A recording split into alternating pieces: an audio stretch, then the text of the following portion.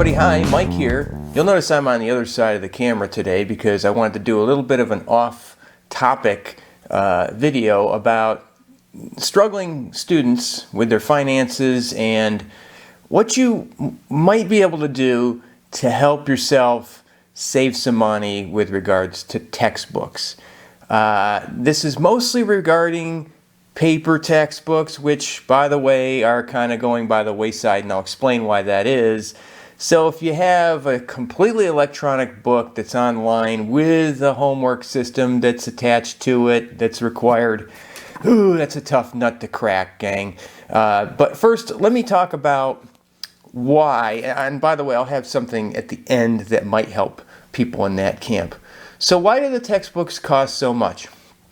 I'm going to do my best not to be snarky about this, but think of this system. You're going to go buy a car. You're going to buy a car from a car dealership.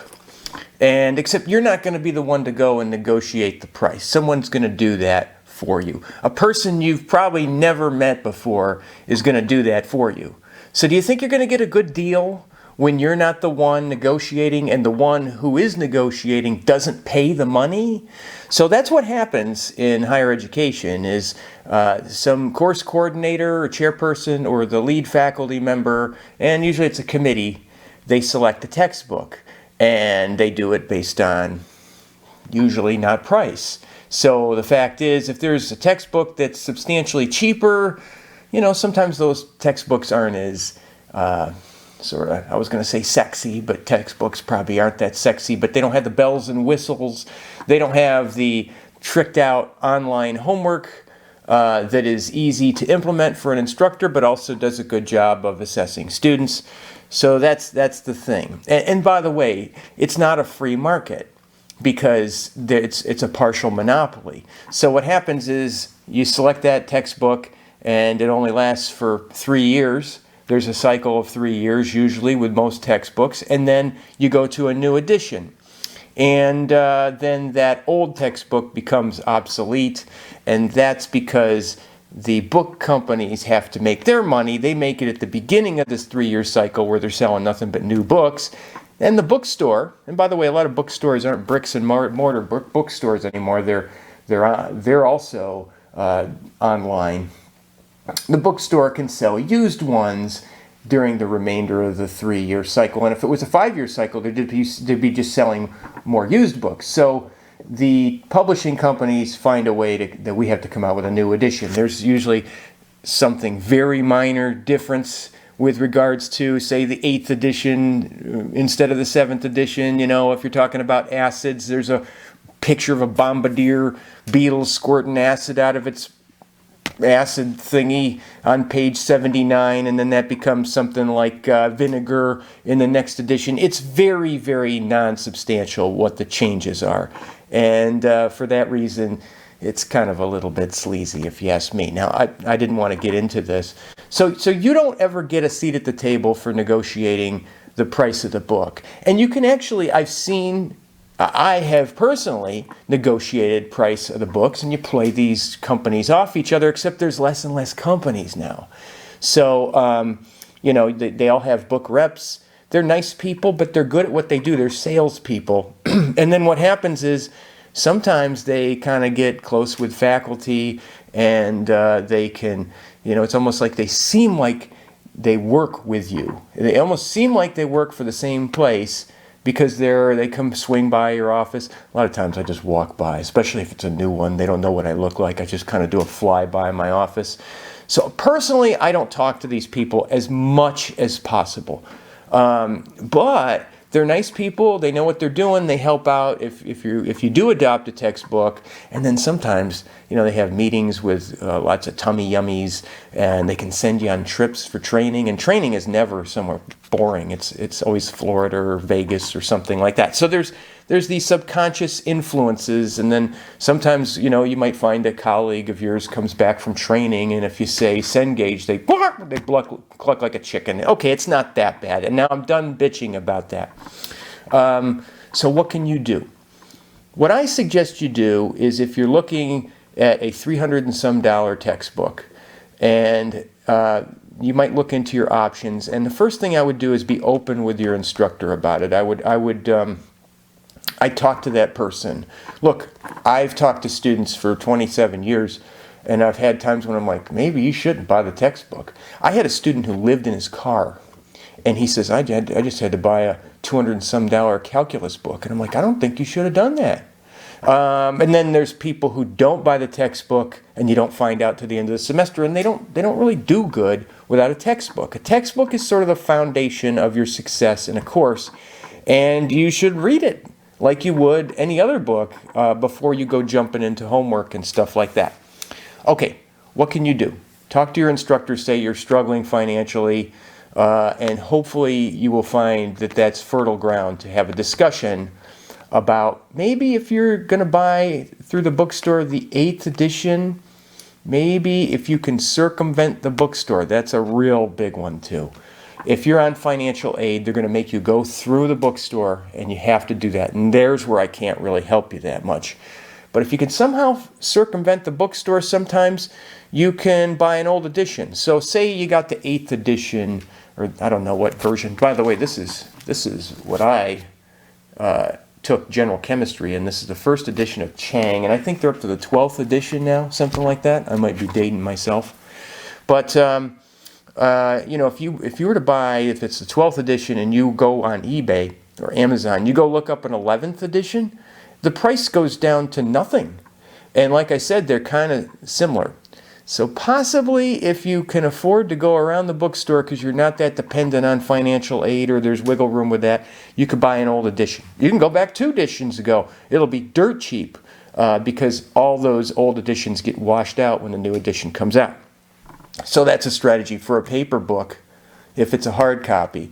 And you could talk to your instructor about that. They might assign problems from it. You might have to go and see if there's a copy your friend has or it's on reserve in the library.